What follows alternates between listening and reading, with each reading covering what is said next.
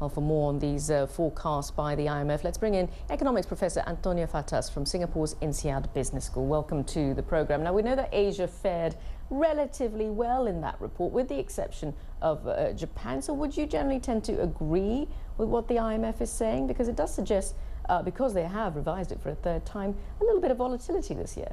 I think what we're seeing this year, which is a continuation of what we see now for almost 6 years since the crisis started in 2008, we've had continuous uncertainty, downward revisions of our growth forecast.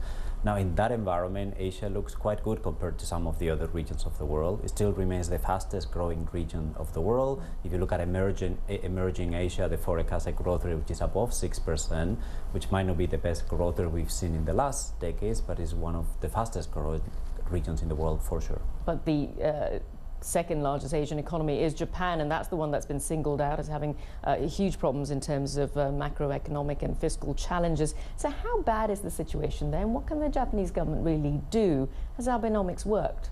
I think Japan is part of the other advanced economies, which are the ones that have suffered the most since the crisis. Now, it's in a special situation where the government has been very aggressive trying to do two things: get growth started and getting inflation back into positive territory. Now, they're being successful on the second one. I think the IMF perceives that inflation is coming up towards 1–2%, but when it comes to growth, they're having to strike a very difficult balance between trying to have the economy growing and at the same time keeping the debt levels, the government debt levels, under control. And clearly in the last quarter that they haven't managed that balance very well. And moving on to China now, a lot of talk about that slowdown in China, whether that rebalancing is considered healthy. The IMF suggests it is. Do you tend to agree with that? I agree with the IMF assessment, which is positive overall, but at the same time it highlights the risks, which is so far things are okay, but at any point in time things could turn a little bit more negative.